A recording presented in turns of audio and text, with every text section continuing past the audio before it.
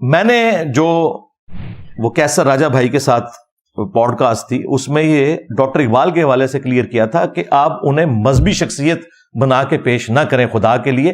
وہ مذہبی شخصیت نہیں ہے, وہ ایک تھنکر ہیں, فلاسفر ہیں, اچھے شاعر ہیں, مذہبی پیشوا نہیں ہے.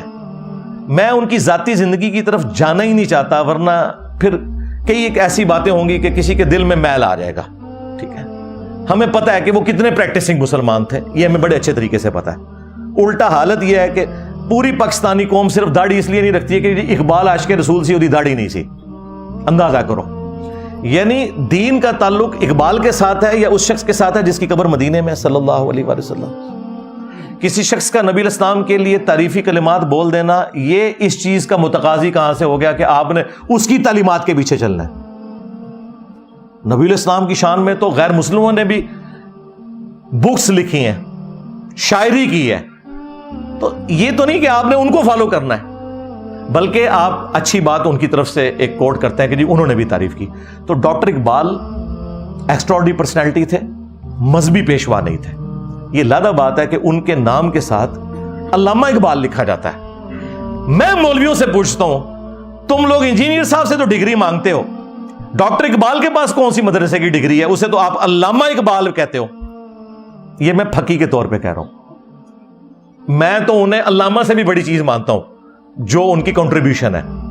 لیکن پھر یہ آپ کو کیا بتائیں گے, نہیں جی اچھی بات جس کی بھی ہے لے لینی چاہیے. ہاں یہی تو بات ہم آپ کو سمجھا رہے تھے نا, ڈگریوں کو بعد میں دیکھیں. علامہ اقبال بھائی کسی مدرسے کی ڈگری ہے, وہ ڈاکٹر اقبال ہیں, ڈاکٹریٹ انہوں نے کی ہے, گوروں سے علم حاصل کیا ہے. اجمیر شریف سے, بغداد شریف سے انہوں نے کوئی علم حاصل نہیں کیا, اور وہ اس بڑے لیول پہ جو پہنچے ہیں وہ مسلمانوں کے معاشرے کی آؤٹ پٹ نہیں تھے, یہ ذہن میں رکھیے گا. ڈاکٹر اقبال کا اگر ایکسپوئر یورپ کے ساتھ نہ ہوتا تو اتنی بڑی پرسنالٹی وہ کبھی بھی نہ بنتے. اس زمانے میں جرمنی تو ایک سمجھ لے ایک گڑھ تھا, اس اعتبار سے کہ بڑے بڑے فلاسفرز وہاں پہ پیدا ہوئے, اور ظاہر ہے وہ ان کی بکس بھی پڑھتے تھے, پھر انہوں نے ڈاکٹریٹ بھی کی. ان کے ٹیچرز میں بھی بڑے بڑے کوالیفائڈ لوگ تھے, اور انہوں نے ان چیزوں کو پھر امپلیمنٹ کیا اور بڑے اچھے انداز میں. جس طرح آپ دیکھیں میری تعلیم تو ساری میکینیکل انجینئرنگ کی ہے, اسلام تو میرا شوق تھا. الحمدللہ میں نے تمام علماء کی کتابیں پڑھی, تمام فرقوں کے علماء کو سنا, پھر کاؤنٹر ویریفائی کیا بکس کے ساتھ, اور پھر میں نے ایک آپٹیمل سولوشن پبلک کے سامنے رکھا. تو آج بڑے بڑے علماء بھی فیل ہیں, کہتے ہیں انجینئر کہاں سے چیزیں نکالتا ہے. بھائی وہاں سے نکالتا ہے جہاں سے آپ کو نکال کے بتانی چاہیے تھی, جو لوگ تنخواہیں کھا رہے تھے اس چیز کی. ہماری مثال اس شخص کی سی ہے جو آپ کو آ کے بتاتا ہے کہ دیکھو قرآن میں سورہ البقرہ کی آیت نمبر 279 میں لکھا ہے, جو سود کھاتا ہے اللہ اور اس کے رسول کا اعلان جنگ ہے اس کے خلاف, عز وجل و صلی اللہ علیہ وآلہ وسلم.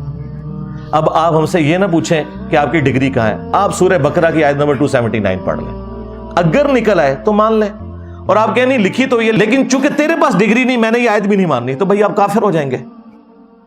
اور پھر ڈگری کی اوقات یہ ہے کہ بریلویوں کی ڈگری دیوبندی نہیں مانتے. ہاں, کیا دیوبندی عوام الناس ڈاکٹر طاہر القادری کو عالم مانتی ہے؟ وہ کہتے ہیں دجال ہے, الیاس قادری دجال ہے.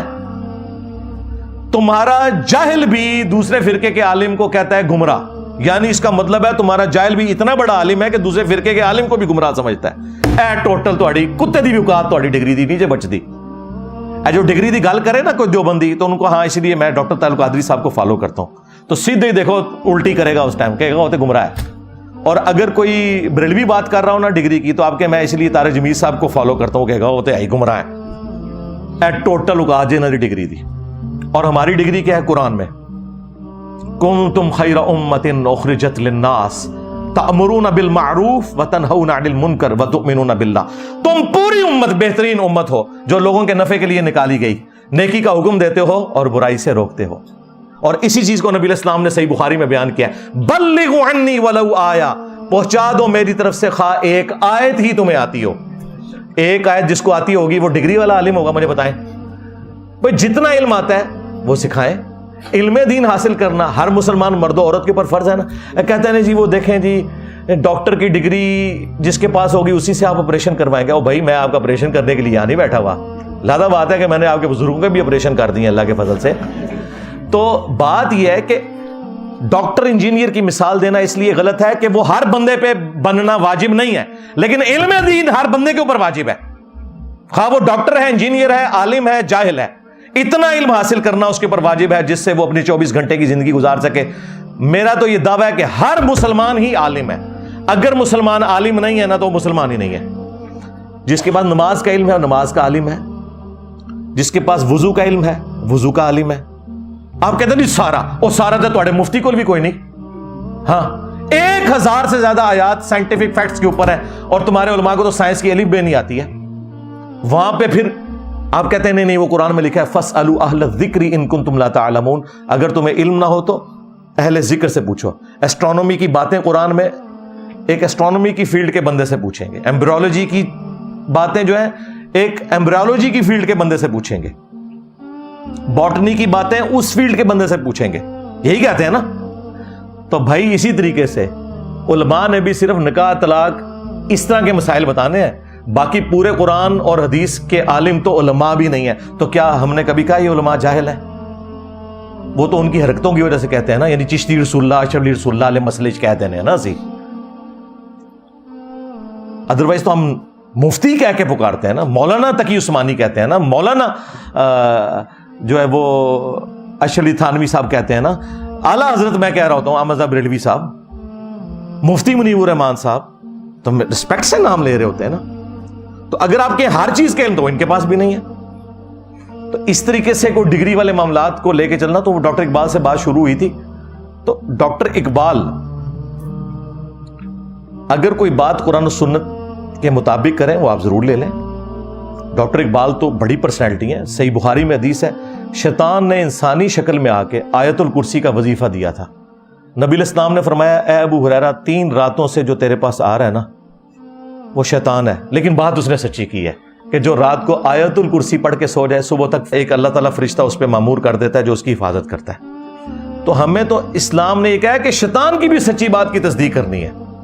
جامعہ ترمذی میں ایک حدیث ہے، اسے سپورٹو ابن عباس کا قول بھی شیخ زبیر صاحب نے مشکات المصابیح میں نقل کیا ہے کہ حکمت مومن کی گم شدہ میراث ہے، جہاں سے بھی ملے حاصل کر لو، جہاں سے مرضی حاصل کرو، جہاں سے اچھی بات ملتی ہے آپ اس کو حاصل کریں، یہ آپ کا رائٹ ہے۔